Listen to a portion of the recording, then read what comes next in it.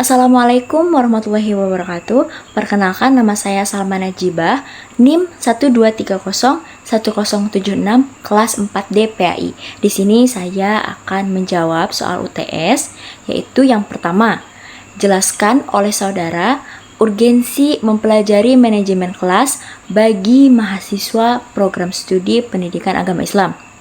Jawabannya, yang pertama, mengelola kelas. Nah, mengelola kelas ini berarti mengelola proses belajarnya. Sebagai calon guru PAI, kita tidak hanya dituntut mampu menyampaikan materi agama, tetapi juga harus bisa mengatur suasana belajar agar efektif, nyaman, dan kondusif. Tanpa manajemen kelas yang baik, meskipun kita menguasai materi, terus menyampaikannya dengan baik, tapi bisa gagal karena siswa itu tidak fokus atau malah gaduh gitu. Terus kita harus membentuk karakter siswa. PAI bukan hanya soal pengetahuan agama, tetapi juga pembentukan akhlak. Nah, manajemen kelas yang baik memungkinkan guru menanamkan nilai-nilai Islam seperti kedisiplinan, terus kesopanan, kerjasama, dan tanggung jawab dalam setiap aktivitas belajar. Lalu selanjutnya, menyikapi keragaman karakter siswa.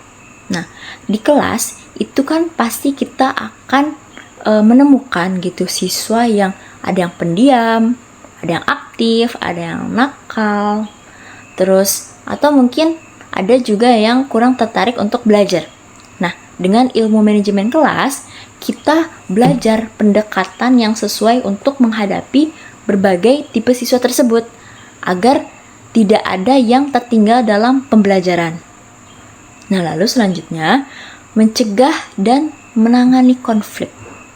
Manajemen kelas membantu kita mengenali potensi masalah seperti kayak keributan di kelas, terus juga perundungan, atau bahkan mungkin ketidakadilan gitu guru dalam memperlakukan siswa. Nah, kita belajar tuh bagaimana sih menciptakan aturan kelas yang adil, terus bagaimana menegakkan disiplin dengan cara yang islami, mengandung nilai-nilai agama Islam, namun juga mendidik gitu. Lalu selanjutnya, membangun hubungan antara guru dengan siswa, tentunya itu hubungan yang baik gitu, yang positif. Nah, melalui manajemen kelas, kita juga belajar bagaimana sih membangun relasi hubungan yang baik antara siswa dengan guru. Nah, guru yang adil, yang sabar, namun tegas juga, itu akan lebih dihormati gitu dan disayangi oleh siswa. Jadi ketika siswa nyaman dengan gurunya, proses pembelajaran itu jauh lebih efektif gitu jadinya. Jadi bisa disimpulkan bahwa mempelajari manajemen kelas itu bukan hanya penting, tapi sangat penting bagi kita mahasiswa PAI, karena pada akhirnya kita bukan hanya sekedar mengajar, tapi juga mendidik, membimbing, dan menjadi teladan. Soal nomor 2, jelaskan oleh saudara hubungan antara fungsi, proses, dan sistem dalam manajemen jika dikaitkan dengan sistem pendidikan. Jawabannya, yang pertama, kita harus tahu dulu nih, apa itu manajemen. Nah, manajemen secara umum adalah suatu proses untuk mencapai tujuan melalui kegiatan perencanaan, pengorganisasian, pelaksanaan, dan pengawasan. Dalam konteks pendidikan, manajemen adalah bagaimana sekolah, guru, dan semua komponen itu bekerja secara terstruktur untuk mencapai tujuan pendidikan, yaitu membentuk peserta didik yang berilmu, berakhlak, dan siap menghadapi tantangan zaman. Selanjutnya kita harus tahu pengertian dari fungsi manajemen. Nah, kita harus tahu dulu fungsi utama dari manajemen dalam pendidikan meliputi yang pertama, perencanaan atau planning. Nah, artinya menyusun rencana pembelajaran, kurikulum, dan kegiatan sekolah.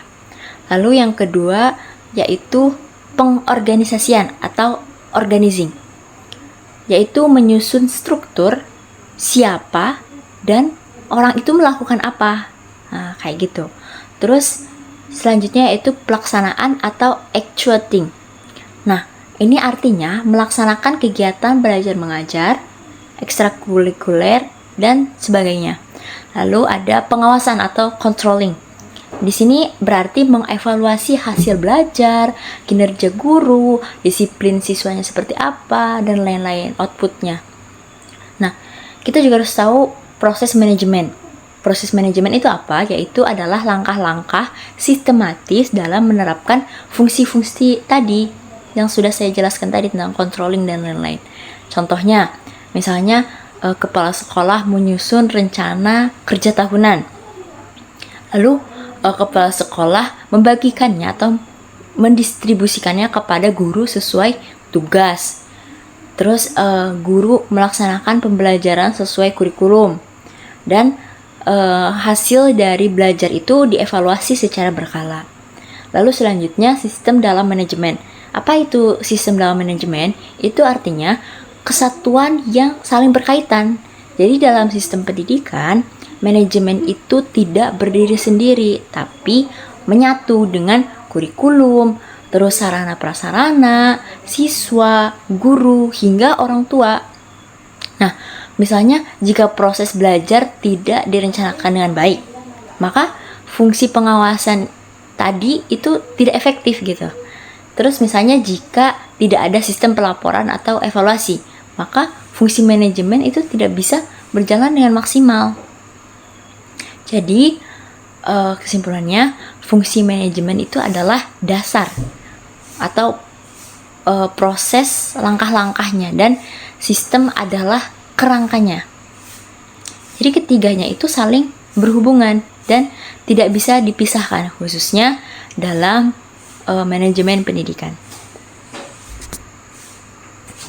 Terus soal nomor 3, contoh pendekatan dalam manajemen kelas. Nah, manajemen kelas ini adalah seni dan ilmu dalam menciptakan suasana belajar yang kondusif, yang tertib, dan menyenangkan. Salah satu pendekatan yang populer dalam manajemen kelas itu adalah pendekatan humanistik. Apa sih itu pendekatan humanistik?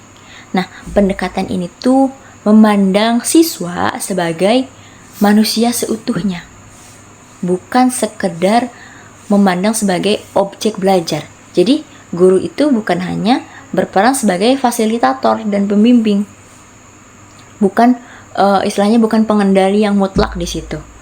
Nah, tujuannya apa? Tujuannya agar siswa itu merasa dihargai, didengar, terus dia juga merasa punya tanggung jawab gitu terhadap proses belajarnya sendiri. Nah, contohnya dalam penggunaan pendekatan humanistik ini, misalnya dalam pembelajaran PAI, itu seorang guru melihat bahwa ternyata beberapa siswa itu kurang efektif dalam berdiskusi. Nah, jangan dimarahi atau malah dikasih hukuman gitu. Tapi di sini tugas guru yaitu mengajak bicara, diajak ngobrol gitu secara personal untuk bisa memahami apa sih sebenarnya penyebabnya gitu. Nah, dari situ baru kita ciptakan diskusi kelompok kecil gitu agar siswa itu lebih nyaman. Terus juga beri kebebasan untuk memilih tema tugas gitu agar mereka lebih termotivasi. Jadi sudah kita tentukan materinya apa, lalu temanya mereka yang milih gitu. Dengan begitu suasana kelas itu menjadi lebih interaktif, demokratis, terus juga penuh empati juga. Nah, keuntungan dari pendekatan ini jadi meningkatkan rasa percaya diri seorang siswa. Terus juga bisa meningkatkan motivasi belajar dan meningkatkan hubungan emosional gitu antara guru dengan siswa. Baik, mungkin itu yang dapat saya sampaikan. Kurang lebihnya mohon maaf. Sekian, wassalamualaikum warahmatullahi wabarakatuh. Kesimpulannya, sebagai mahasiswa program studi PAI, mempelajari manajemen kelas sangat penting karena peran guru pendidikan agama Islam ini bukan hanya menyampaikan materi, tetapi juga mendidik akhlak dan karakter. Dengan manajemen kelas yang baik, suasana belajar menjadi tertib, nyaman, dan mendukung nilai-nilai Islam. Dalam sistem pendidikan, fungsi manajemen seperti perencanaan dan pengawasan berjalan dalam proses yang terstruktur, membentuk sistem pendidikan yang efisien dan berkualitas.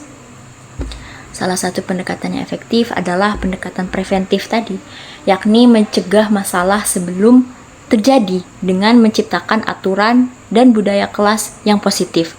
Ini sejalan dengan nilai-nilai Islami seperti amar ma'ruf nahi munkar. Nah, dengan pemahaman ini, mahasiswa PAI akan lebih siap menjadi guru dan profesional, solutif dan inspiratif.